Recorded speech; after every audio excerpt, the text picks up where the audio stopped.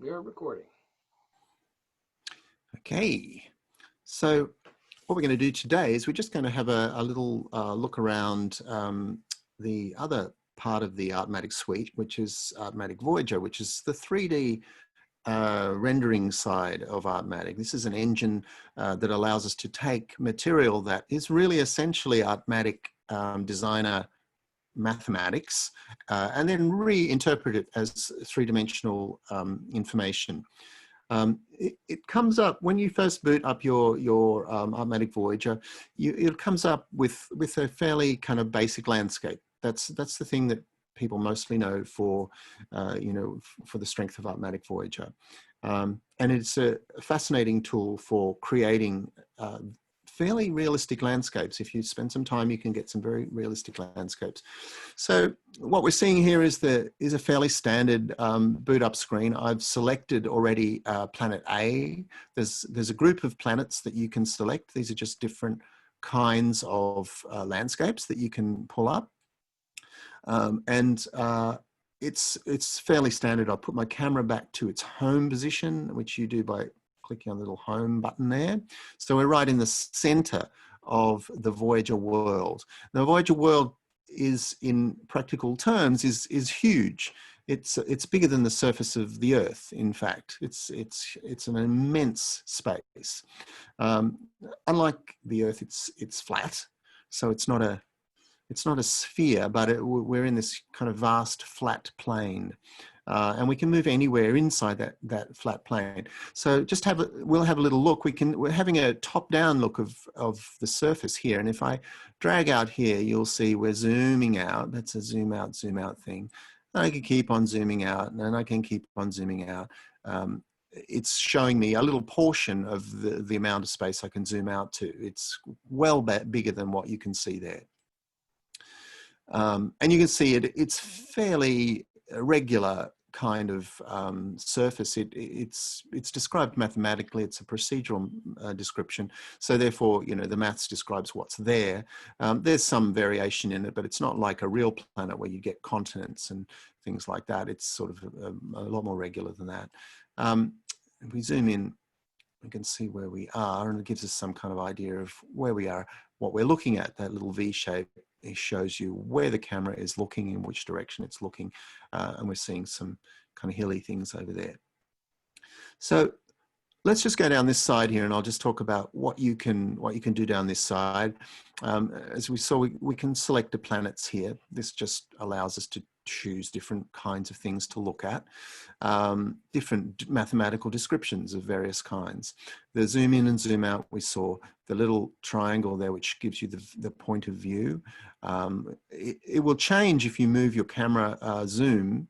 Now let's just have a look at that. I'll just zoom right in, and you'll see that the point of view actually becomes more severe. It's like looking at something on a longer lens. If you're a photographer, you'll understand what that is. And zooming out, of course, making it really wide, will give you a very wide lens. It's like you're in a 20mm lens or even a 15mm lens or something. So that's your zoom there. So that gives you a fairly good idea of what you're looking at on your Voyager landscape just by looking at that little V shape there. It gives you the angle of view. Let's look at these things as we go. This allows us to load landscapes from the Voyager library if we wanted to do that. Actually, that's adding an object. I've realized I don't use it because I don't add objects like that. There's, again, with Voyager, there are many ways of doing things. So some ways that I might do things may not be the same way that you will do things. There's a lot of icons here, but we also use a lot of commands. So for instance, if I wanted to add an object, I just bring this window up, which is the DF objects window, and that's how I would add an object, but apparently you can add one here too. I've never done it that way. You can open new landscapes from the Voyager library just by clicking on open. That's just going to give you the landscape that you're looking at there. And you can choose from a group of default surfaces and worlds here. Each one of those, if I just select one of those, it will just pop up something new. It's just a different kind of thing. You'll also notice that something changed when I did that, and that was the surface is now determined as an ArtMatic surface rather than planet A. So planet A was what I had there before, and when I decide that I want something out of one of these, these are ArtMatic descriptions and they're files, so they will come up now as ArtMatic surfaces. So I'll stay in planet A for a little bit though, just so we don't get too confused. One of the things that's happening here is this landscape's coloring, the way that it looks. So the actual surface here is really just describing the shape of the landscape, and the coloring is determined here.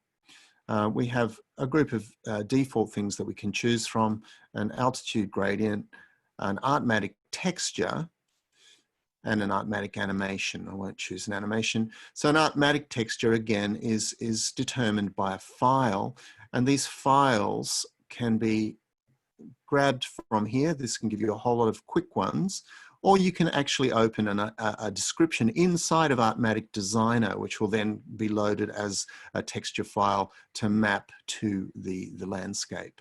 So just to recap on that, you can actually change the shape, the look of the landscape by opening an ArtMatic file or by using an inbuilt planet.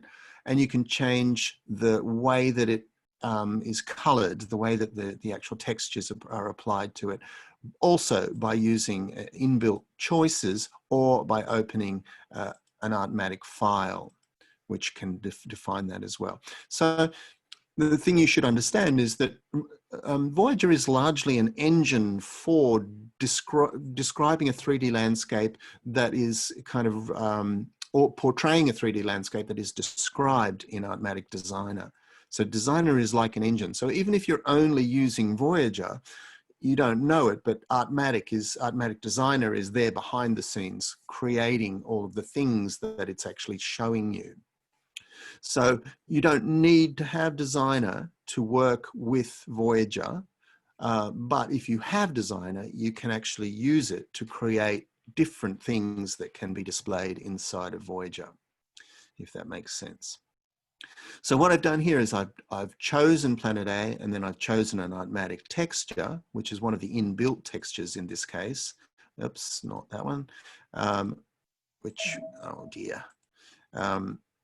Which I can just grab from here. These are all inbuilt things. So, you know, if I grab these and put them in there, they will color the landscape with a texture that's already inbuilt. If I have ArtMatic Designer, I can of course edit this texture. I've got an edit function, and just as I can't actually edit Planet A because that's an inbuilt planet, but if I had an ArtMatic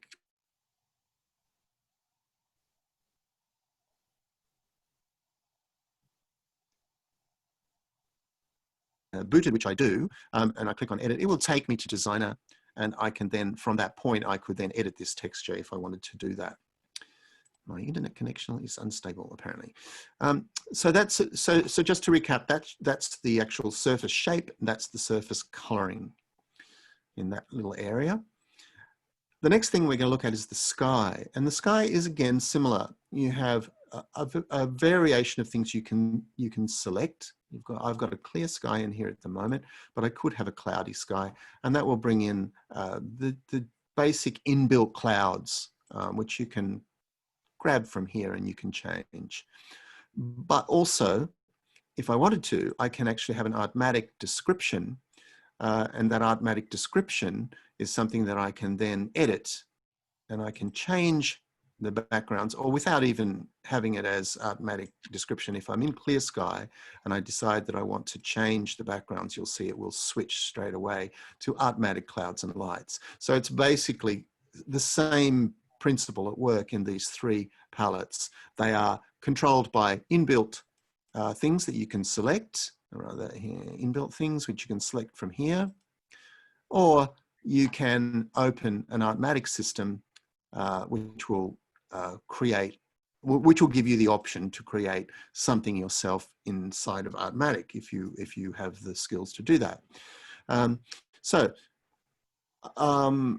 Yeah, so that's your basic three parts of that of the ArtMatic, the Voyager landscape. There's your surface, which is the shape of the surface. There's the coloring of the surface, and then there are the skies, all of which you can modify if you wish. So that shows you how to get your planet up in this particular place. So one thing you might want to do is have a little look around this planet, and there are a few ways you can do that. You can obviously, if you zoom out of your map, and you can just click your cursor anywhere here, and we'll zoom around inside of this landscape. It will just put us where we want to be inside the landscape. That's one way that you could do that. That's basically just moving the camera view. So what I'm doing by doing this is moving the camera view around inside this huge landscape that I have to play with. Another way that I can do it is by hitting the R key, which will give me a random position inside that landscape. So if I hit the R key, what's happening is the camera is zooming somewhere else in the landscape, and also it's changing its orientation, so it's looking in a different direction. So I can keep on doing that forever, and I'll just plonk myself, you know, in places all over the landscape. It's just randomly placing my camera wherever I want it to be. So that's another quick way of zooming around the landscape and exploring. And it's fair to say that if you start off exploring one of these inbuilt landscapes, at some stage you'll see things that no one has ever seen before, because the landscape is so big, and the potential for different sorts of bits and pieces to happen is so vast that you will actually see things no one else has seen. And that's just in one landscape. You can obviously kind of tour through lots and lots of different landscapes. Let's just, I'll select up here, instead of having an ArtMatic 360, I'm going to select a clear sky, a cloudy sky again, just to show you a couple of the potential possibilities here that you can have for your clouds. These are inbuilt clouds, and you can select any of these and get different kinds of clouds. One of the things that you should know is when you select your clouds there, it looks like we have no clouds, but we actually do have some volumetric clouds there. It's just that they're very, very small, and they're not where our camera is looking at the moment. So you can actually change the density of the clouds and how big the clouds are here. So we're looking at volumetric clouds, which are kind of 3D described clouds. They're also the inbuilt clouds. They're a nice cloud, volumetric clouds. And they're controlled by here. If we go back to one of the other kinds of clouds, you'll see you've got the same controls, so you can control these as well. These clouds don't, these clouds are quite good clouds, and they render very quickly. The difference between these clouds and volumetric clouds is that volumetric clouds actually take a fair bit more time to render, because they're a description of clouds in 3 dimensions. So you get a little bit of a render deficit if you choose those clouds. It's not huge. And in the CTX version of Voyager, the cloud rendering for volumetric clouds has been sped up enormously, so they're actually well worth exploring, because they do some beautiful things. They also respond extremely well to light. So when you're using volumetric clouds, you'll find you can get really lovely sunsets just by doing things like changing the color to an orange color, and you know, using one of these automatic scattering modes. You can get some really lovely lighting effects. So volumetric clouds are good for that kind of thing, but we won't get ahead of ourselves. I'll go back a little way. You can also you can edit and open clouds in side of ArtMatic Designer as well.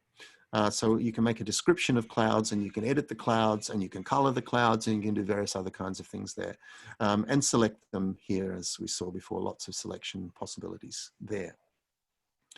So that's basically where you determine your whole look of what you're doing with Voyager. That's the kind of Voyager universe for one of these particular planets. Straight away, you can see there's a lot of potential just to play there. You can play there for a very long time, just with the different kinds of inbuilt planets and all of the different possibilities with textures and clouds. Over here on the right-hand side of the screen, you can see a thing called places, and places basically is a way of remembering where you were. This looks a little different because when I set this place up, I didn't have these volumetric clouds chosen. I can't remember, maybe I had a clear sky. But the places will take me back to where I was when I first set this system up. It also doesn't remember the selections of shaders for the atmosphere. But anyway, I won't go into that. So I can set up as many places I want. If I decided I wanted to just kind of move around a little bit and I found some nice things that I really liked, I'm just jumping around using the random key. I can then just add those into my places here for a later time. I might want to come back and have a look at that landscape. I swing my camera around using this little clock icon, so I can look in different directions as well. Let's just jump around a bit more.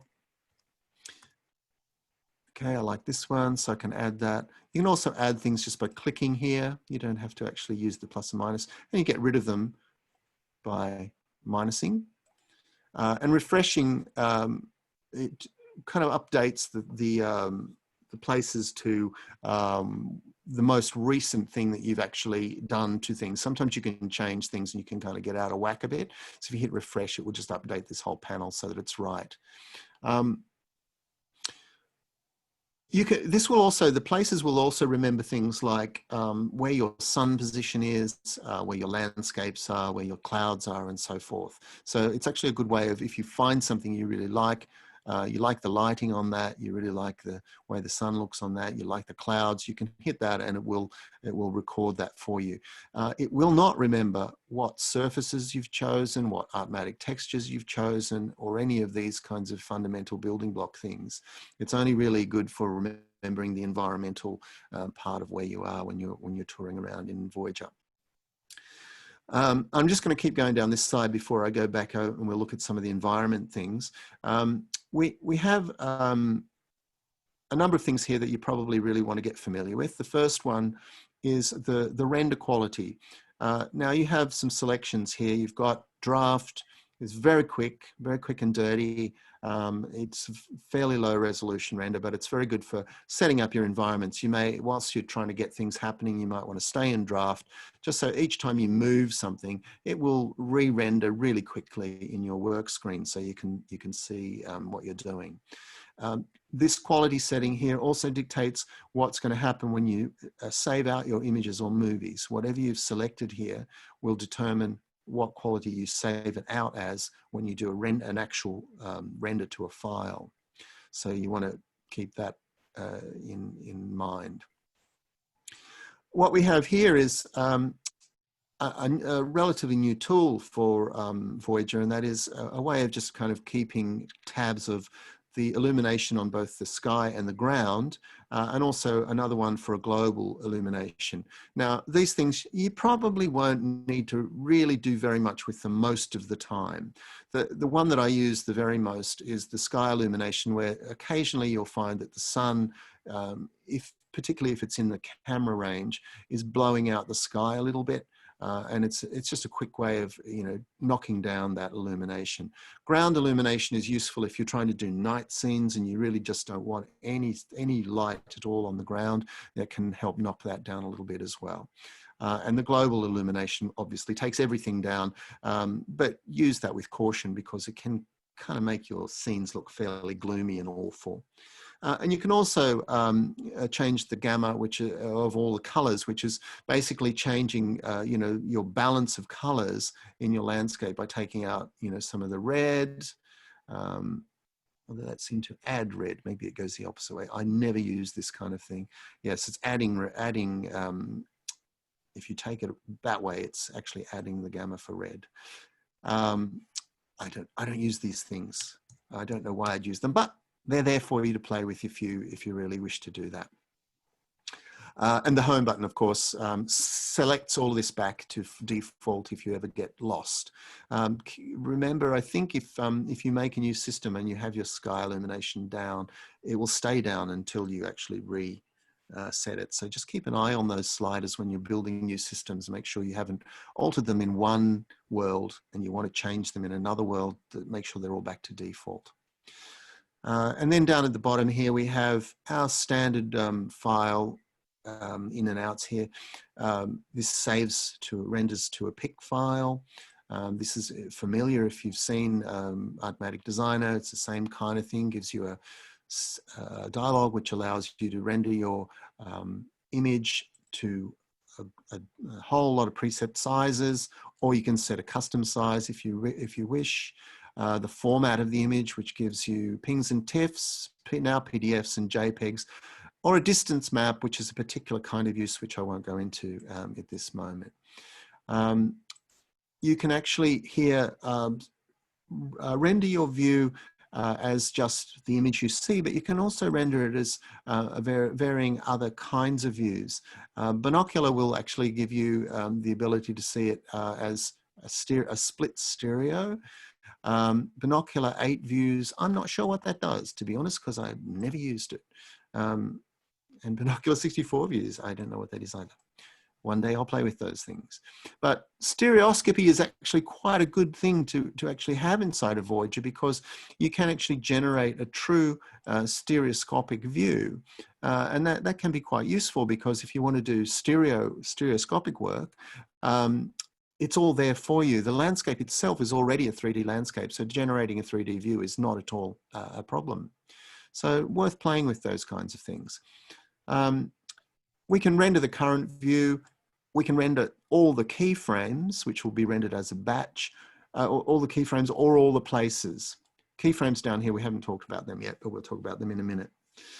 So you can mostly you'll be on this one, but you can, if you get a whole lot of different places that you really like, you can select that. And when you do your render, they'll all be rendered into a folder with different suffixes on the title, so that you can see that you've rendered each of the places you have here, or each of the keyframes you have down here.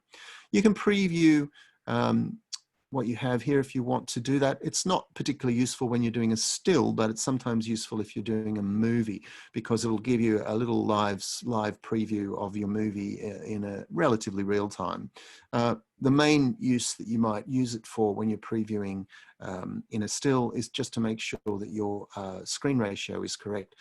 You can easily kind of choose another screen ratio and preview it, and you can see that that'll be different to what you have in your default screen over here. So that's what you might use that for. And of course, if I hit render, it will render it to wherever I have allocated here. And the same thing when you're doing a movie, you've got same kinds of choices that you have with the image, but some different ones as well. We can render our movie as a list of images, which means that it will render each frame out as a single image, or you can render as a movie, which will give you a standard movie file in QuickTime. You can change your format here. Obviously, if you're selecting a QuickTime, you have the ability to have a standard H.264, which is the standard QuickTime. We can now also do Apple ProRes, which is a new thing for CTX, and this is often very, very useful, particularly useful if you want to have an alpha channel. You know, have the ability to select an alpha channel inside of Voyager and render with that alpha channel. And that can be useful if you're trying to do other things with the landscape with compositing. You can also render,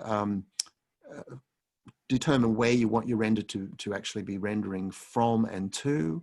The actual duration of the render is set up elsewhere, but you can render a portion of your animation from here. And that can be very useful if you're rendering as a list of pictures and you have a big render that you're doing. Maybe let's say you've got like 500 frames or 1,000 frames, and you want to share that render among a couple of computers. You can actually render from frame 0 to 100 here, and then on another machine 101 to 200 and so forth, and that can split your renders up and save you some time. So if you've got some spare computers that will run this version, then you can actually split your renders into 2 or 3 different lots, and therefore just save yourself some render time. So that's what that does. This is really just telling you a bunch of things too. This is telling me that the actual length of this render is 5 seconds and 3 frames, and that I'm running at 25 frames per second. I can't actually change those things here, but that's just what it's telling me. I also have the ability to have shadows on or off, and the anti-aliasing, which is the way that it details sharp edges, which can be turned up if you wish. Anti-aliasing, as you go further up, it takes longer to render, so just use that with caution. One tip I'll tell you though is standard 2x2 is what you mostly use for everything. It will work for nearly everything. But if you do find that you have some kind of landscape that's got some little jaggies in it or little lines that don't reproduce very well, you might consider the anti-aliasing. But the one to use is adaptive, because it will actually sometimes be just as fast as 2x2 and give you a better result. These ones are very strict, the 3x3 and 4x4. They will definitely give you a higher resolution if you need it, but they also take a lot of time and they are undiscriminatory. They'll just give you that 4x4 on everything rather than being adaptive. So change your anti-aliasing with caution. The reason that the cast shadows thing is here also in this render option is because shadows take more time to render. So if you have shadows switched on, if you actually want to see shadows, you will actually cause yourself a render deficit by having this switched on. Having said that, it can actually improve the look of your landscape considerably to have shadows switched on. And there's something, while I'm thinking about that, there's something I should explain about shadows. You'll get shadows anyway when you do a standard render of Voyager, but it's not true shadowing. It's kind of like a fake shadowing. So it will kind of pay attention to where the light's coming from, and it will give you a slight feeling of shadowing, but it's not true casting of shadows as it will if you're switching on cast shadows. So you still get that effect in some ways, and you can even see it there. It looks kind of like it's shaded. And if I move the sun around, you'll see how it changes the way those landscapes look. So it is doing something. It's giving you some form of shadowing. It's just not as accurate and as strict and as nice as true shadows. It's just something to think about. So any questions on that side whilst we're here? Since we've got our fans here, our usual true believers have come along. One thing you neglected to mention was the vertical exaggeration with that slide. Oh yes, indeed. Yeah, that's something worth mentioning, definitely. So your landscape here is set at a predetermined height when you bring in a file, but you can actually do a little bit of tweaking of what the landscape looks like. You can flatten it down a little bit, or you can bring it up a bit. It's just basically exaggerating the values on the Y scale of the landscape. So you can play around with that. Be aware that it's got a certain level of tolerance. You can't really pull it up too far because it starts to look really, really silly. It's not very natural at all. And in fact, when I'm using this function, I would mostly be using it to pull things down a bit. It works a fair bit better when you're going downwards rather than upwards. Of course, if you want to do something that's quite abstract, by all means, just, you know, ramp it right up and see where it goes. But it's just that you should be aware that if you're looking for realism, when you push it beyond a certain level, it starts to look a bit fakey. But yeah, that's a good point. So a lot of these, what's that? I have a question about places. Yeah. If you modify the core surface planet colors or whatnot, essentially you're changing the world that you're on, so therefore the places will change relative to that? Some things will and some things won't. So if you do this, I'm not sure what will happen here. Let's flatten it right down. That's an easy way of seeing it. You know, it went negative there, which means it'll pop up again. I'm just going to try. No, it remembers that. Some things it will not remember though. If I change an ArtMatic texture to something else, if I was to go to this is a global thing. So now it's going to be globally changed across everything. So it won't remember that. It will remember, I think it'll remember a lot of the kind of interface controls, but not the actual behind the scenes things. Likewise, if you put in a new ArtMatic surface or something like that, or change the planet, it won't remember those kinds of things. It can't reasonably be expected to do that because you've actually changed the underlying maths quite severely by doing that. I have a question about quality. You mentioned about how where you set the quality can affect the render.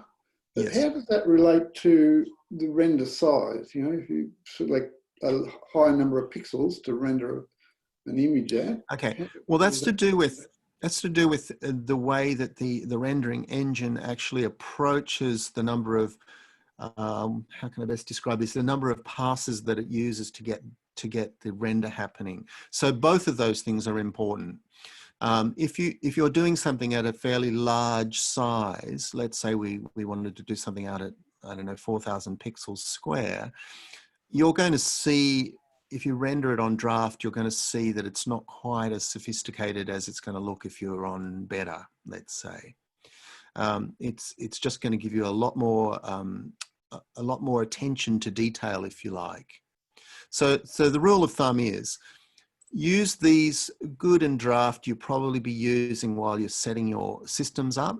When you start to think about rendering, you might want to jump up to better. Now, better is good for anything pretty much you'd want to do on the web.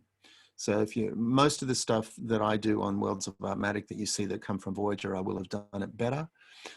Best, you might want to go to if you're starting to think about doing it for high definition or printing.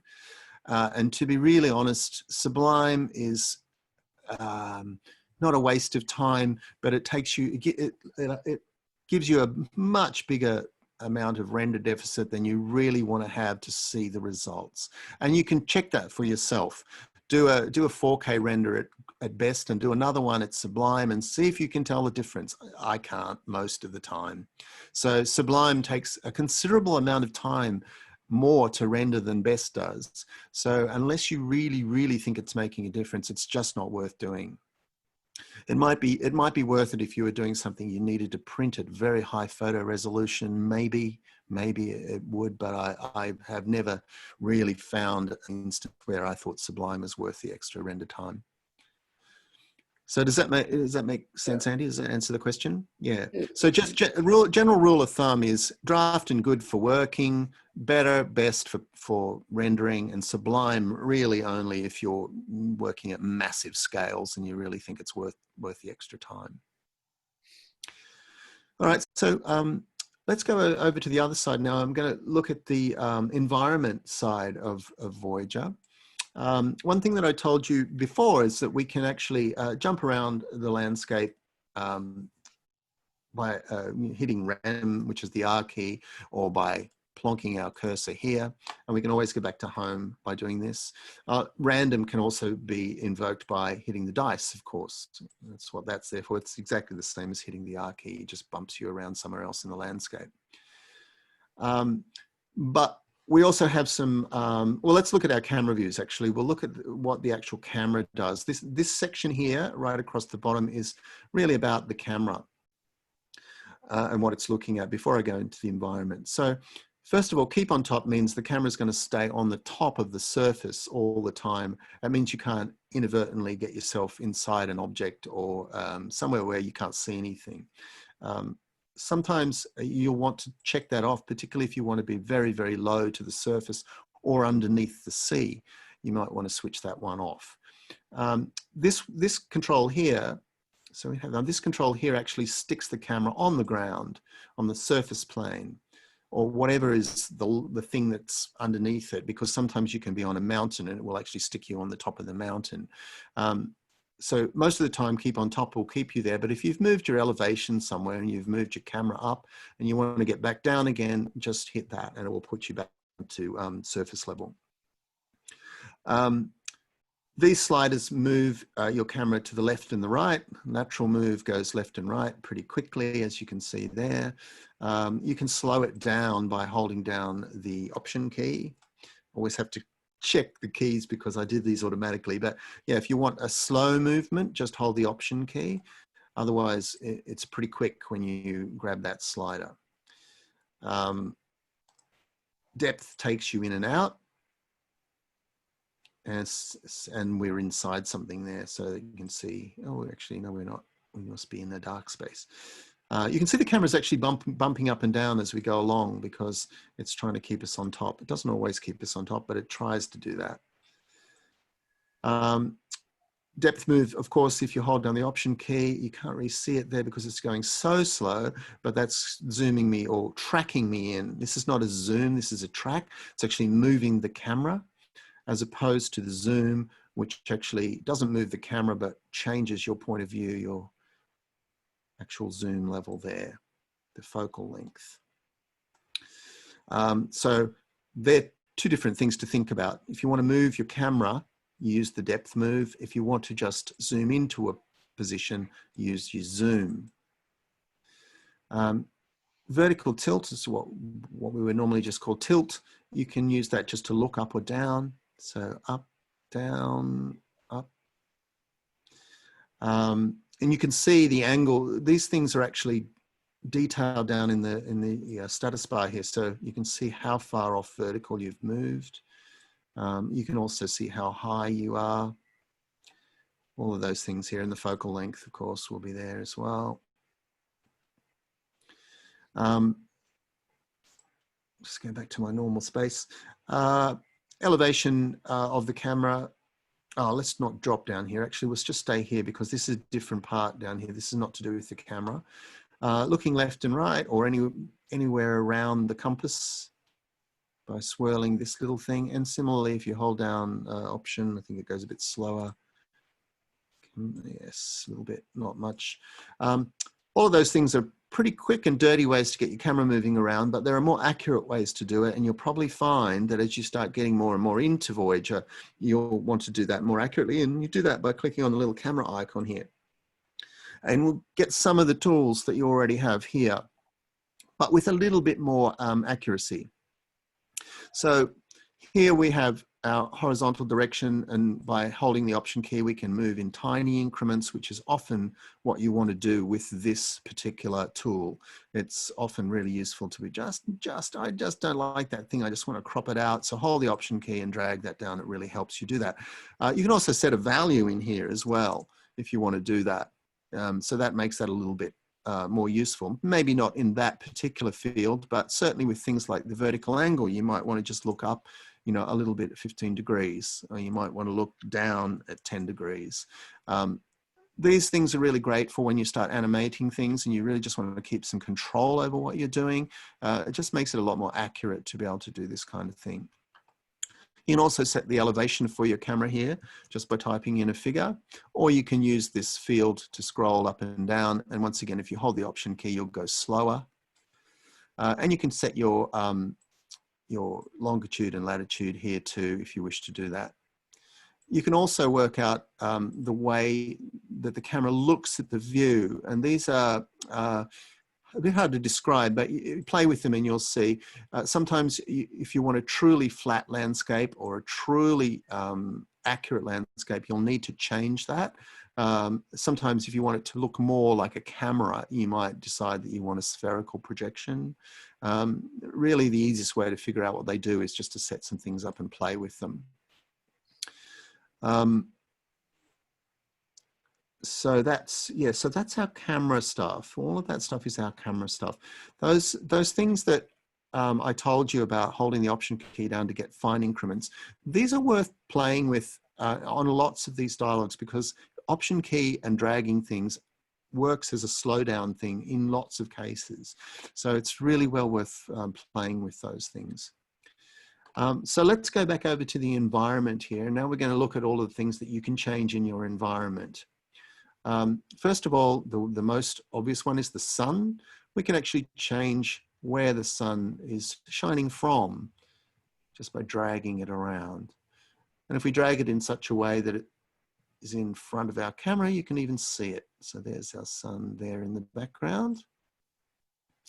We can determine the looks of the skies and the look of the sun here by just popping in different kinds of looks. And again, the best way of getting a feel for this is just to try these kinds of things. We have a new one in CTX, which is called ArtMatic with scattering, which is a really lovely shader for the sky. If you happen to want to do things like sunsets, it gives you a very lovely kind of sky look. And you can change the color of the sun here, whatever you would like for your color. Most of the time you'll probably leave it as a fairly neutral color unless you're trying to do some sort of alien landscape, in which case you might, you know, pick something fairly extreme. But kind of, I tend to stick to the shades that I think the sun on Earth is likely to be. You can enable shadows to be cast by clicking this on and off.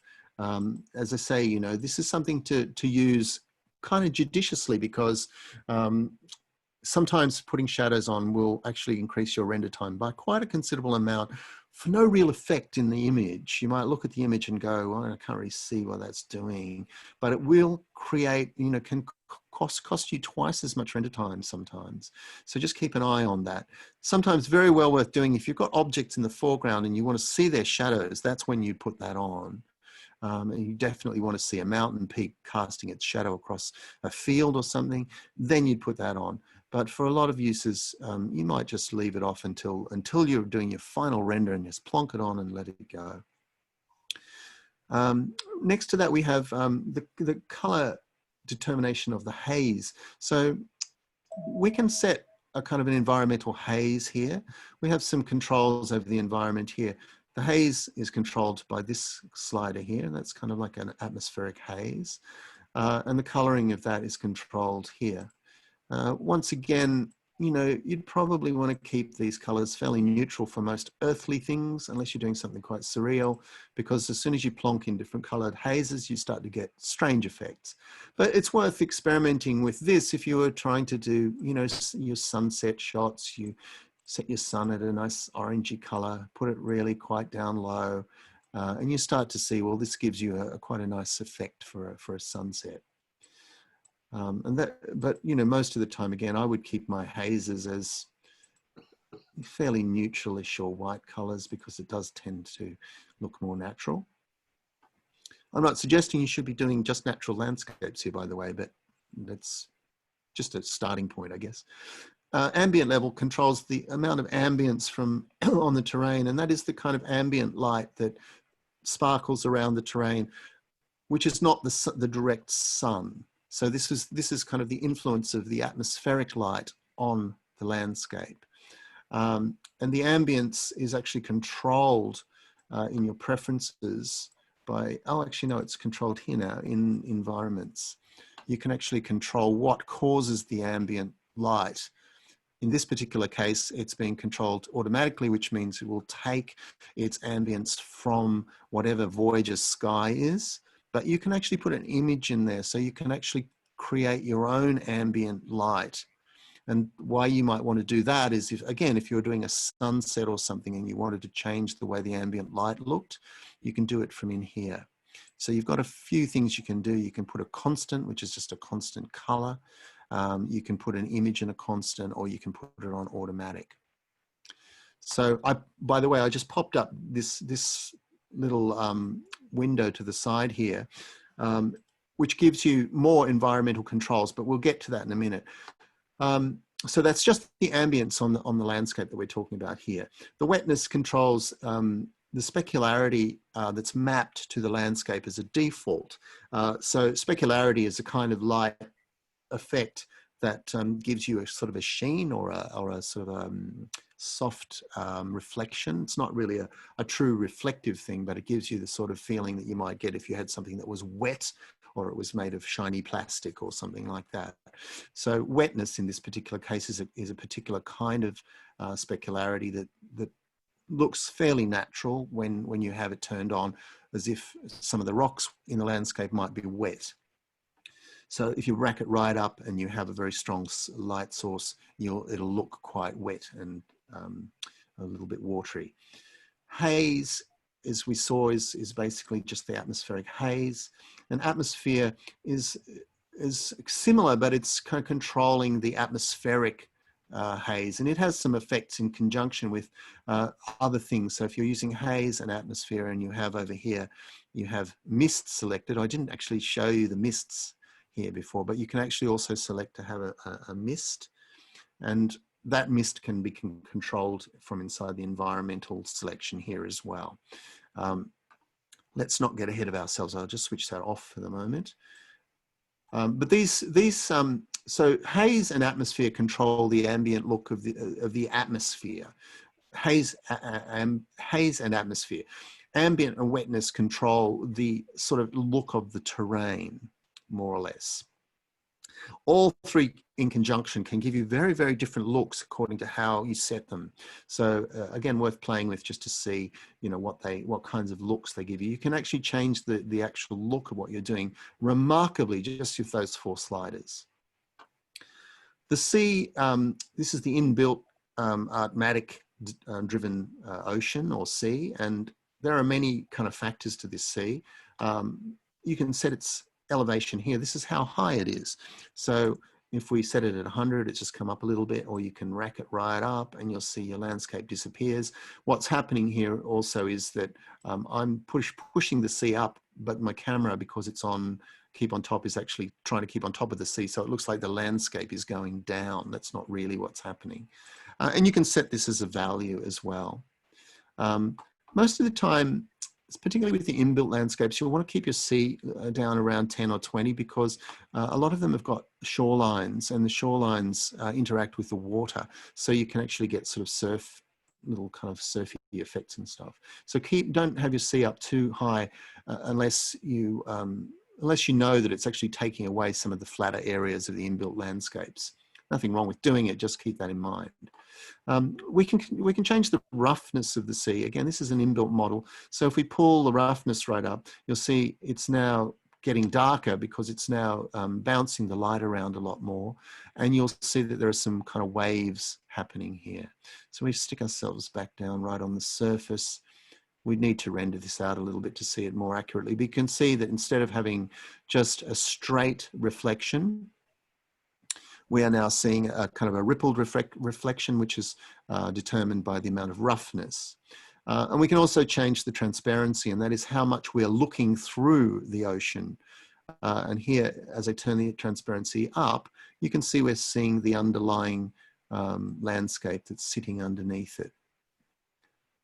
So that's something to keep in mind. If it's particularly useful if you're close to the shore and you want to see some of the rocks underneath the shore, that's a really good thing to do. Obviously, it can look quite surreal if you make your water too clear in an ocean. It looks a bit weird, but it would be appropriate in a lagoon or something like that. So you know, that's why you might use that kind of stuff. And when we go back to no roughness at all, we get a mirror clear reflection, and that's what you would expect. One thing to note too is that the roughness, as in some of the cloud settings, is actually linked to a time influence when you're in Voyager. So that means that when you make a movie and you put in a couple of frames here, so if I was just to stick in 2 frames for my movie here, and I was on roughness up here somewhere, and I had some clouds in the sky, some clouds. These things are all linked to time. So if I was to render an animation now, what would happen is that the water would actually move without me actually doing anything other than having just 2 frames of animation. The water will move and the clouds will move according to the inbuilt criteria for these things. Which is not to say that you can't also move other things. It just means that those things have their own independent movement, which will happen whether or not you do anything. We've also got snow here. So the snow altitude, there's a little bit of snow set up here on the mountains, but if you make your snow very low, of course the snow will come right down. The lower you set your snow, the more it will come down. The snow is actually designed, it has also a mathematical description, and it's designed so that it will actually kind of tend to stick to things that are flatter and not so much when they get steeper, as real snow would do. So it's one of the things that can be determined inside the ArtMatic Designer engine, that is the slope of landscapes and what happens according to the slope. So you can have a situation where, as you can see in this landscape, actually just by looking at it, when you're flatter, as you get flatter and lower, you know, those 2 things, flatter and lower, you're starting to get some greenery. And now this makes sense because we're saying as we get to kind of flatter areas, which are not mountains, we want to see a little bit of greenery. So that would be determined inside this ArtMatic Designer system. So you'll find a lot of these kind of 2 texture things here. If we look in some of these, in here, let's just have a look. You'll see these 2 bands here, and they're determining slope and altitude, and some other things occasionally. So here it's more kind of, you know, browner as we're lower. They all have different kinds of things. You can actually, always go to that. You can actually change any of these things just if you know enough about how ArtMatic is working, you can actually change what's going to be displayed on your landscapes. Let's pop, now that we've had a look at how all these little controls work, let's go into this environmental settings panel. And on this panel, you can see that we're getting some duplication of the things that we've been able to do up here. They're all being duplicated. The difference is here we have a lot more control over how we use them. They're not quite as, you know, this is a quick way of doing it. This is the way you would do it if you're looking for some finer control. So over here, I can grab my sun and I can swing it around pretty quickly. But one thing I can't do is get it very accurate. And if you've played with Voyager, you'll realize that sometimes you just want your sun just so, particularly if it's in shot and you can't quite get it there. Well, that's why you'd use these controls. This gives you an XYZ mapping of where the sun is and where it's moving. And if you just look at the sun over on the left here, you'll see as I move these, the sun is actually moving. But it allows me a whole lot of fine control because I can obviously type in a value there, but also that option shift, that just option drag thing will allow me very fine control of where the sun is actually moving. And it's the same with everything else here. We can actually change everything with numerical values, the color shift in the atmosphere and how much of that you want, what color it actually is. You can change the color shift. Oh, why don't I get a, oh, I can't see it because of my window, that's why. Damn Zoom. Cloud density, which you saw before down in the cloud window, you can also control here from numerical values if you want.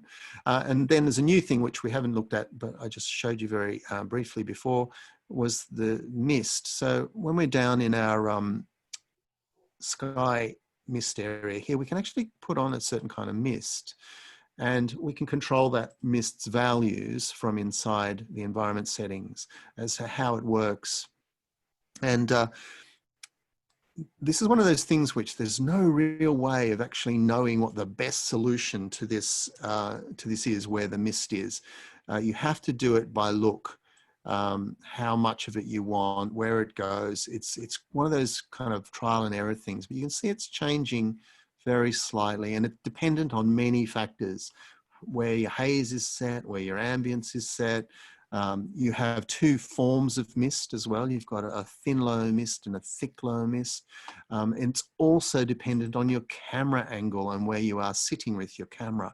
So it's possible that you can have a very strong mist here and not be able to see it particularly well at all because your camera is too high. Sometimes you'll turn those mist values up and you find that you're actually sitting in the middle of the mist, so you can't see anything at all. So those things to keep in mind when you're using these values. We talked a little bit about the ambient mode. I'm kind of skimming through because we're going to, again, it's so much to talk about on these things, so you run out of time very quickly. Waves model you can change. So you can have different sorts of waves here. It's worth playing with just to see what they do. And you can have foam. Now this foam is something that appears close to the shore. If you've got always a near shore clicked, or you can have it always, or you can have it linked to the roughness of the water. Now we can't actually see any foam there for some reason. Sometimes you have to be quite close to a landform to see the foam. Just going to see if I can see that. So depth move can be very quick or very slow. Yeah, you can see around the edge there, you can see that the color of the water is slightly changed and the foam is slightly changed. Sometimes more obvious than other times. It's one of those things you just play with to see how it works for you, basically. Let's bring this up again. Water roughness and wind. Again, this is to do with the way the waves look, and it will affect how your animation looks. If you've got that, if you're doing an animation and you have that automatic animation of the water running, that will actually affect how that looks. And the wind percentage will affect the clouds as well. and the water transparency, which again is mappable from here, and a coloring for the underwater shift color too. So when your water is transparent, as you're looking through it, you can change the color so it's more appropriate to your landscape. And enable objects and see interaction. You would switch this on when you've got objects. I don't think it'll have any difference with the inbuilt landscapes, but when you're putting your own DF objects in there, that will mean that DF objects that interact with the water will actually have an interaction as well. I don't think it's any render cost to do that, by the way. I think that'll be fine. And copy to all places basically means that if you've made some settings in here, you're remembering how I was saying that kind of all of the kinds of settings that you make inside your places basically reflect what you do in the interface. If you were to do something like change your sun color to red and make a place, you'll see that the place is actually getting the advantage of that red color. When we're in here, I can actually now decide that I want my sun color is that direction. I can copy to all places, and it's not doing it. Oh, that's right, because I've got to do something in here to do that. If I was to change the underwater color shift, for instance, and copy that to all places, it would copy it across to all my places. If I was to change my sun angle and copy to all places, it would change them. Can you see that going on behind there? It's a bit difficult to see it, but it changed because I changed my sun angle at that moment and hit copy to all places. It's now changed the angle of the sun. It doesn't change the color of the sun, apparently. I don't think you can change the color of the sun inside here. You can haze, but not the sun. Interesting. I think that was the last thing in there, wasn't it? Yes. All right. Next thing we'll go on to is one of the new things in CTX, which is really, really cool. And that is that you can actually change the positions of things independent to the camera in Voyager now. This is a really, really useful tool because it can get you some really great things happening very quickly. So let's just say I have a really wonderful volumetric cloud scape happening here, and I really love it. Just see if I can get something that looks reasonable here. Come on, give me something. Give me something. There we go. Let's take our haze down a bit. Okay, so let's just assume that I was in this position here. I love these clouds. I love the way they looked and the wonderful look that I have, but I don't like my landscape terribly much. I can now select the terrain here, and I'm able to move the terrain independent of the clouds. So this is a quite useful thing to be able to do now. Likewise, I can set a terrain, and if I select clouds and sky, I can now move my clouds independent of my terrain. And as you'll have guessed, anything else that's in here, you can do that with. So I can set a lighting setup, and I can move my terrain or my clouds independent of the lighting setup. We haven't talked about lights yet. There's so many things to talk about. I can move the texture of, I'm not sure this will have much effect if I do it, but let's just try it. You can see the texture on the terrain is now moving independent of the terrain itself. These can be quite useful ways to get different looks without mucking up something you really like. If I had objects and sprites in the system, I could do the same thing with those. I can move them independent of what's in the terrain. So let me just, I'll just open something to show you that, because this is actually a really good way of understanding how you can do certain kinds of cool things inside of Voyager. So here I've got a system that I've made with some DF objects, and these DF objects are balloons. I can actually select these objects, and now I can actually move them. Oopsie, did I select? No, I didn't select the correct object. There's this object in here, which is the water as well as the balloons. So I was just moving the water then. So I've selected the object, I've selected balloon. And now once I move this, one of the balloons will move very quickly out of sight. If I can get that back with an undo. Yes, there it is. So that middle balloon there moved quite a bit more rapidly than I thought it would, but you get the picture anyway. You can actually move things. I could set in a value there, and I could actually tell that balloon to be exactly where I wanted it to be. I can also move. Oh, and you will notice once I have objects in there, I've now got the ability to move objects, obviously. I don't have any sprites in at the moment. Now, sprites are a whole different thing. I don't know whether I should go and talk about these because this is a whole other field. Lights, which I don't have active at the moment, and clouds and sky, again, moving those is completely possible just by doing that. I think you can see the value of doing that because it just means that you can actually set up scenes and get very different looks pretty damn quickly, which is quite useful. I will talk about some of the other things that you can do by looking at these things up here. So these little buttons up here now allow you to do a few things. We're going to talk about the first three of them. I'm not sure we'll get to the last one. This is the sprites inspector. Now, sprites are a way of putting an image into your Voyager landscape. An image that's not actually generated by either ArtMatic or Voyager. And a sprite is basically a picture. And any picture can be used to do this. I've got some trees here. I'm going to plot those in. And you'll see that it's put in a bunch of pictures, a bunch of trees here. They're very small and they're very far away. I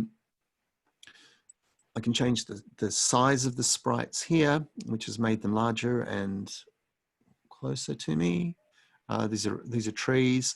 You can use anything for a sprite, but obviously the more valuable things to use for a sprite is something with a transparency level so that they can show through the Voyager landscape in behind. Because if you just took any picture, you're going to just see the picture itself. You might want to do that in some cases. If you just wanted a square picture there, you could do that. But most of the time you'll want an image with a transparency channel. I won't go into talking about that now because that's, again, another big minefield. You can have lots of sprites, as you can see, and the sprites are all changeable up here. You can change their ambient level. You can change how much of their own illumination they have compared to the ambience that they're actually projecting.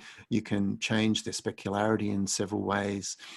You can change how much of a shadow they cast. You can make them always face the eye, which is pretty desirable with sprites because you really always want to be looking at them flat on. Otherwise, they look a little bit kind of side-on-y. This probably won't show it, but take my word for that. And you can have a horizontal sprite, which means you can lay the sprite flat, which is sometimes useful if you want to have, say, an image underneath a pool of water or something like that. That would be useful for that. If I don't have always face eye on, I have the ability to rotate the sprites. In a flat picture, it's not really very desirable because it will make it look quite kind of fake. It looks like a flat plane. But sometimes that's useful if you had a billboard or something like that, you might want to do that. Mostly you want to have it always face eye. And you can also attribute specular color and stuff to it as well, if you want to do that, and reflection as well. I'm just going to whiz through that. I don't think I'll talk about anything else there. Any questions actually while we're on the sprites just at this moment, because I know people like to ask questions about the sprites. Well, sprites is their own topic, I would think. It is its own topic, yeah, it really is. So let's go on. One of the other things you can do here is have light sources. And so here, selecting this little icon allows you to have now up to 4 light sources, which can be placed in the environment of Voyager, and they can be changed in size and how bright they are, what color they are, and they will work to illuminate anything inside the image. So this is really great for controlling lighting. You can actually do some really beautiful things with these lights, and you can place them anywhere you like on the map, just in the same way as you place everything else. I'm just going to go back to my basic one, and I'll see if I can show you this very, very quickly. I'm going to turn the sun to black. I'm going to turn everything I can to having no illumination. I'm going to make my, let me just lose the, the lighting panel. I'm going to make my sky black so there's no lights coming. So we have something where we have no lights whatsoever. And then I'm going to bring up a light. You can bring the light up by clicking on this. So you can also type the L key, which will bring up lights. And I'm going to put a light in right in front of my camera here. I'm going to change its, I'm going to show it so we can see it. There it is, that's the light. Now, what the light is doing there is reflecting on the water that's there. We can't see anything else because it's not throwing its light far enough. But at the moment, it's the light, everything else is dark and it's reflecting in the water. So let's just turn up how far it casts its light. And you can see now it's casting its light far enough back to illuminate some of the landscape behind. But remember, I said we can move our lights just as we can move anything else on this positions thing here. We can move our terrains underneath the lights. So I'm just going to move our terrain a little bit here, and you'll see that the light stays where it is, but the terrain is now moving. I'm only doing that so I can just show you something with the light. Oh, there we go. So placing the light is pretty easy. I just go across into this dialog here. We'll just zoom out a little bit. We can see our light. We can change our light color to whatever we want it to be. And we can move it just by dragging it around in here. So as with all kinds of modeling in 3D, lighting is really the key to getting really good looks. And I might do a whole tutorial about that at one time. Because, you know, once you get your head around lighting, it's a very useful tool to have. We can have up to 4 lights here, and we can show the light or we can not show the light. So in this particular case, I've got the light being shown. And if the light is being shown, you can change how big it appears to be. It's quite a soft looking light. Sometimes that's just a useful effect.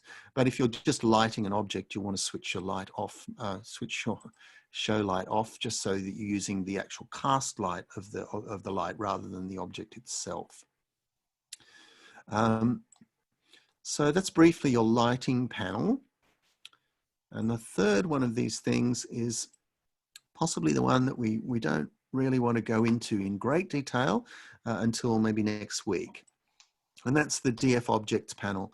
And this is where we determine objects that can be placed inside the Voyager environment. And those objects are determined by ArtMatic. So if I just flip back into my balloon trip again,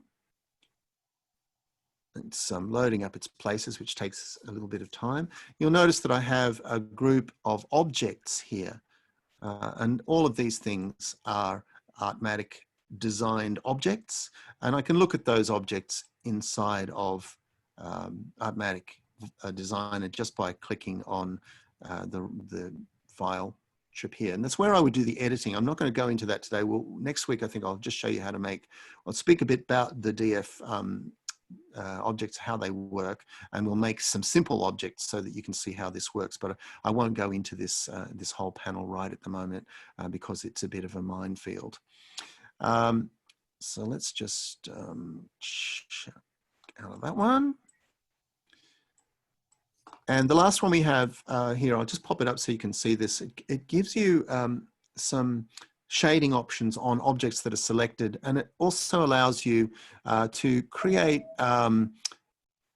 So the easiest way to explain this is that ArtMatic Designer allows you to actually do all kinds of things inside the environment of Voyager, like controlling light, like controlling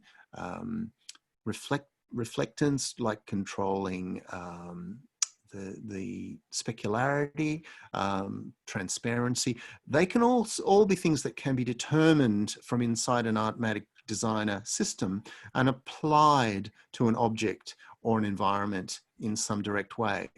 In this particular case of this balloon here, the thing that's actually happening here is that you can see there's a little component that's coming down off the side here, and that's controlling the light in the balloon. It's not really quite as obvious as it should be here, but if we just look at a different place, you can see that there is a light flame inside the hot air balloon here.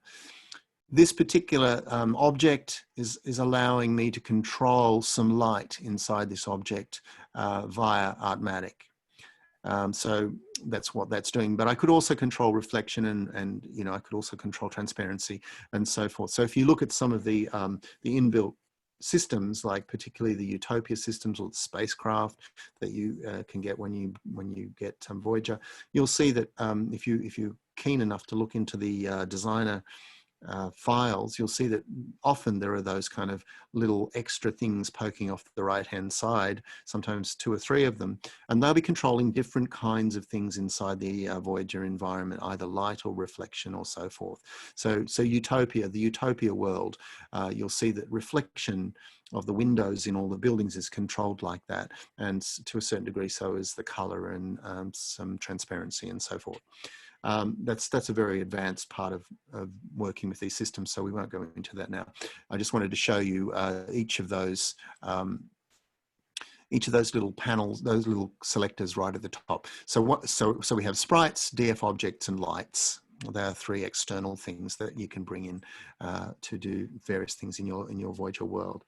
Then we have the timeline, which allows you to do animation, and I won't go into it in any great detail other than to say that you put in keyframes here, move your camera, move your landscape and so forth, and those things will animate. Maybe we need to leave those for another time, because I just want to allow a little bit more time for any questions, because we've run a fair bit over time, as we'd say. Peter's frozen. Oops. Andy, Steve, you have any questions? Just start with a simple, very simple DF object. Sorry, Andy? Yeah, so next week what I intend to do is start with a very simple DF object, bring it into Voyager, show you how Voyager and ArtMatic work together, and maybe we'll put some colors and some textures on that simple object and show you how you can move it around in the world and the way that it actually can interact with the Voyager environment. So that's next week. So we'll talk more about the DF objects, and we'll probably talk about the lights, and we'll probably talk about the sprites as well next week in a little bit more depth, because we didn't talk about them very much in this one. So I think I'll leave the description explanation there. So if you want, are there any questions from you guys? Yeah, one quick question. Oh, sorry, this is a question just generally about the environment. The relationship between, you talked about shadows on or off, and ambient light, but we've also got the global illumination, and just how, for instance, does ambient relate to the global illumination control? Well, they all have their own kinds of effects, and like it's very hard to make generalizations when it comes to lighting tools, because different things do different things according to the environment that they're in. So ambient lighting, excuse me, ambient lighting is generally taken to be the kind of lighting that gets reflected off an environment that's not direct lighting. So if we have our sun and it's shining on a ball, let's say, and I'll demonstrate some of this next week. But if you have a tennis ball and you're shining your sun on the tennis ball, you can quite directly see that that light is shining on that tennis ball, and that's where it shines. But if you're looking at that tennis ball, you'll notice that tennis ball is not just that light and black. Some of the backside of the tennis ball, where the light isn't actually directly shining, actually is still visible. You can still see it, and that's called ambient lighting, and that's the kind of light that comes from the environment and kind of fills in the back parts of things, so that you don't get these very contrasty sorts of looks where there's no other light other than your light source. So that's what ambient lighting is. Global illumination is essentially the sun, but it's kind of like a combination of the sun and the sky. Because if you're outside and you're standing somewhere under a tree, the sun's not actually shining on you, but you're not a black shadow. And that's because the ambient light coming from the sky, the global illumination from the sky, is actually filling out some of the light on you. So you can quite easily see straight away from just having those three things, the combination can actually make a difference. So if you've got a very bright sky and you've got a very bright sun and you've got, you know, something in your environment that's bright orange color, those things can all contribute to the way the look of the lighting is on the object that you're looking at. So lighting is complex, and each of those things that's there is there to try and emulate lighting as we naturally understand it when we look at an environment with our, you know, with our eyes. Is that clearer? Can I be any more specific?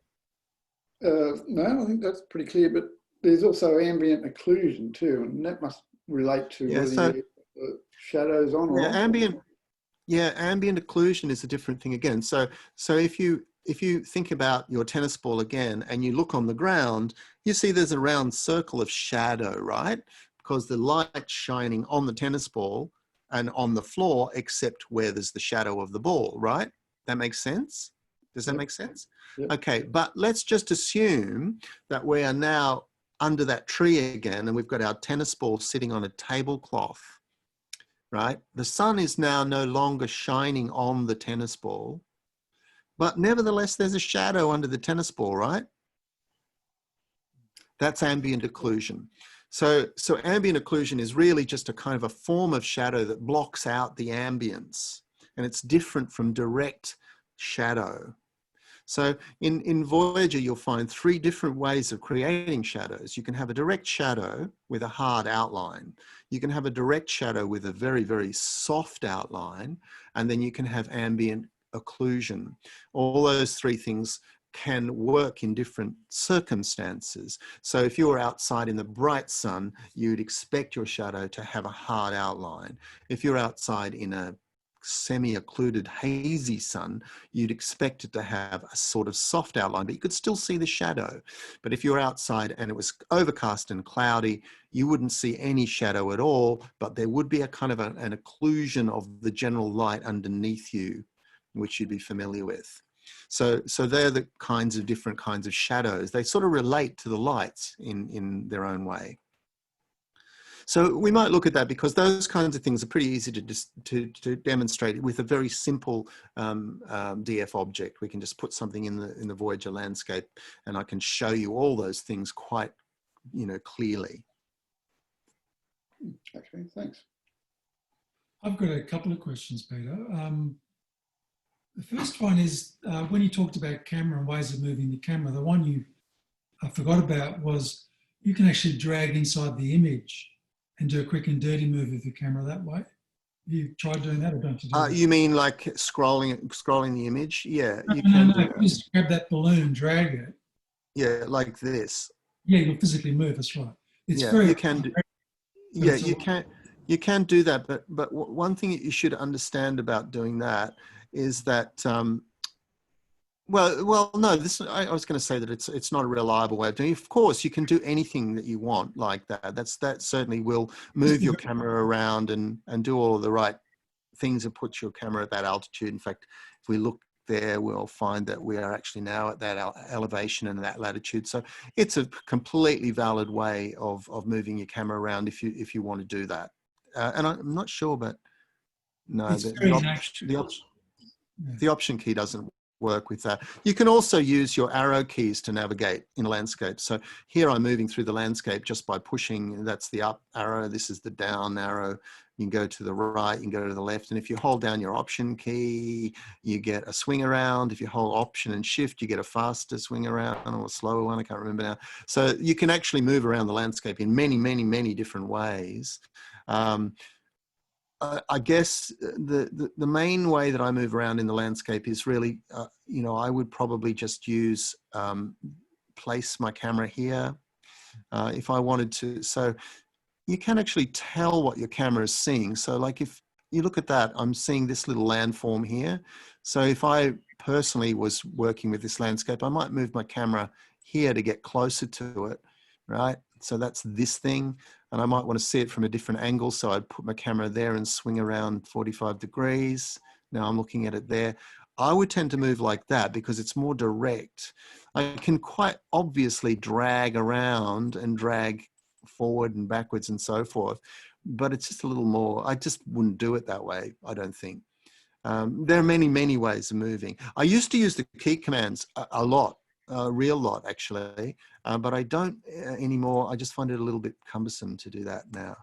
But, you know, yeah, move your camera however you want. And of course, once you've moved it, you can just make a keyframe so it'll sit you there. It's always, I often use not a keyframe, a place. I often use the places just to kind of go, well, I sort of like that, but I'm not sure I want to stay there. So I'll just make it place, and now I'll go on to doing something else and then make another place and so forth. Just as kind of as little places to remember them, I guess. Yeah. And you had another question? Yeah, two more. If you have multiple lights and you have shadows switched on, I assume all the lights cast shadows? Correct. Yeah. Yes, that's correct. Shadows are cast correctly from multiple light sources. One thing I didn't actually show you, you have a selection of what you can cause the light source to be. There can be a point light, which is just like a point of light which radiates in every direction. You can have it as a directional beam, which means that it will be shining in a direction, which you can control by this. Or you can have it as another star, which will put it in the sky and it will act like a second sun. And you can have up to 4 of those. So you can technically have a planet with 4 suns if you really wanted to. So yeah, and if you have more than one of those things, they will cast multiple shadows. That's absolutely correct. It's also worth noting that when we get to the point of making DF lights, so these are kind of depth field lights that can be described inside of ArtMatic Designer, depth field lights will also cast shadows, and it's possible to have multiple depth field lights. In fact, some of Eric's light fields have got hundreds of lights, and they will all cast shadows. So yes, light sources, all the light sources cast shadows. There are some exceptions in weird cases, but mostly yes. And the last point was there's one additional type of control over the landscape, which is the frequency limiting. You didn't mention that. Yes. So you can actually change inside your preferences. You've got a few things that you can actually change about how various things are rendered. High frequency limit. Oh, these kinds of things are they have particular uses, and I don't want to dive into them too much because they start to become confusing because you have to make exceptions, and you know it's like trying to describe why you should use fractal object detail and why you shouldn't. Without actually having an example here, it's pretty hard for me to tell you that. Sometimes, well, mostly you should leave those things at the default. That's kind of what I'd say. But if you need to actually have higher frequency stuff in your landscape when you're closer to it, you might want to rack this up a little bit. But be aware that when you change these settings here, they cost you render time. So distance of the horizon seem to be 120 kilometers. So normally if you're at ground level on a normal, in a desert, you don't see much further than about, 7 miles, whatever that is in kilometers, to the horizon. If you go higher into the sky, you see further. And I'm not sure how high you can go in Voyager, whether it's, comparable to how high you could go on Earth, but there is no curvature in the planet in the standard projection. So you limit the distance to the horizon, otherwise you're kind of rendering things that are a long way away that you don't really need to see, basically. And most of the time you can make it work by having mist or something like that, which would take away that distance anyway, and that would be fairly reasonable to expect. On Earth, we can't really see infinitely far anyway, even if you're up high, and you'll have seen pictures of the planet from aircraft. Haze always happens because we have an atmosphere, so you're always going to see haze at some stage by the time you get up to a certain level. Similarly, you know, this setting for shadows, you know, you can have shadows at varying levels. I leave it at the default. It looks probably the best, but you can actually have shadows that are much shorter if you want. That might save you a bit of render time, maybe. Enabling shadows in fog. Gee, I don't know. I mean, you know, Dick plays with that a bit, but I wouldn't do it. It just, again, it's render time that just, you know, makes it really, really long. But in certain circumstances, if you wanted to have one of those beautiful scenes of utopia that he's done with, you know, mist coming, light coming through mist, then you probably look at doing that kind of thing. Yeah, so look, you know, there's a place. I think there's a place for getting into more complex parts of the rendering and parts of the landscape. But for the moment, I'm just trying to make sure that there's a sort of familiarity with the general feel of the app. And it's really, as I said, you know, it's really hard to do it when we skim through so fast, because each time I mention something, I think I should probably show you that, and I got to go, no, well, actually, no, that's a whole other kind of thing that we dive into. So next week we will definitely look at more about the lighting. We'll look at some of those things that you will have seen there, like the ambient occlusion. Why you would use that, why it's useful. We'll look at just general ambience and how ambience works. I'll show you how to make a simple object. I'll show you, if we have time, I'll show you how to put a color on that object or a texture or something like that, just to kind of get your head around that a bit more. And then there's, you know, then there's a whole lot of stuff to do with landscaping, and I'm not really an expert in that. I mean, then we need to be talking to people like Dick, who spends a lot of time with the landscapes. I don't do a lot of landscape modeling. I can show you how to make very simple landscapes, and that's probably worth doing as well. But, you know, once you get into the really complex stuff where you're talking about stuff that happens as you get to slopes and altitudes and causing erosion to happen at this altitude but not at that altitude and all that stuff, I'm not really good at that because I don't do any of it. So I probably won't touch on that. I'm going to just show you the very basic ways of getting around inside here and the basic ways of modeling, and maybe some further down the line we'll do a complex, you know, masterclass in doing a complex object or something like that. But that, again, you know, making a complex object, even making something like the balloon, you know, that hot air balloon, which is really a simple object as far as DF stuff goes. That probably took me 2 days to make that object, just trying to think out the best strategies for getting all the parts of it to work and putting the light source in and all that kind of stuff. So doing it quickly is going to be hard, you know, for something that complex. So I need to do one of those videos where I make something and we speed it up to 20 times and you just see it go. That'd be very cool. And, Okay, Peter, so that's about an hour and a half again.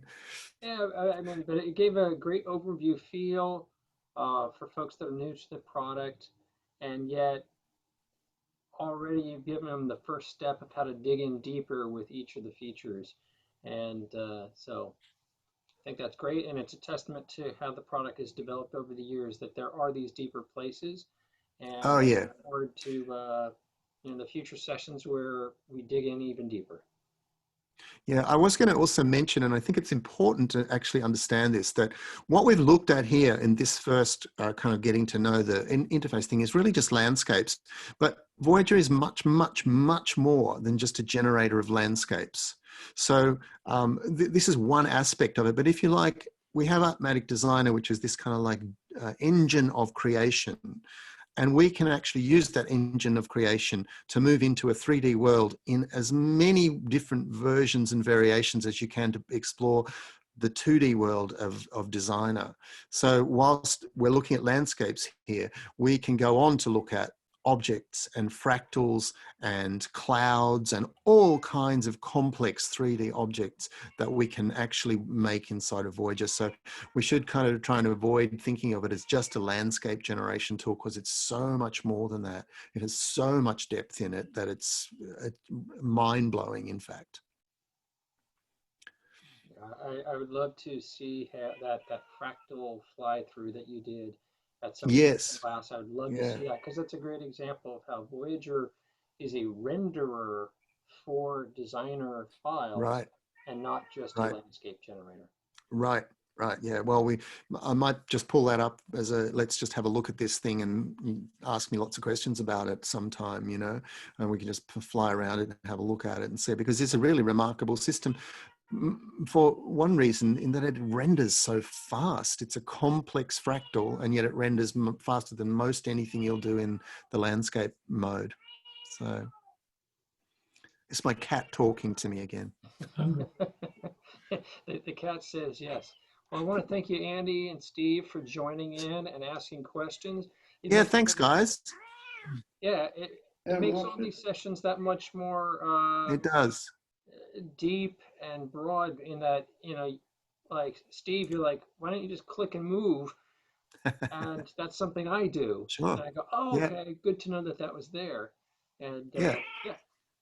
Yeah, I really appreciate those kinds of things, because I forget lots of stuff you can do. I mean, so over the years, as the app has kind of evolved, it gets all this stuff that, you know, I go, oh, I used to do it like that, but now I just do it like that. And, you know, the key commands that I do automatically without even thinking about them now. And someone says, well, why don't you just do it like that? And I'm, oh yeah, sure. That's another way of doing it. So I really appreciate that, because I forget them. I forget all of that stuff. So it's good. It's good to have people bring that up. So yeah, it's really good to have you guys joining in. It makes it a whole lot better, I think. I enjoy it. Well, I'm Good. gonna put away from Watching it here in real now. time. Just Watching want to it. say thank you again, and go ahead and wrap up this week's session. And we'll meet online and talk about, you know, throw questions out about things you'd like to see in the future, and that will help Peter and I schedule deeper deep dives into the application. Yep. Okay. All right, everybody. Have Yeah. a great Thanks a lot, week. guys. Thank you. That's great. I'll talk And to you guys next week. yeah, great.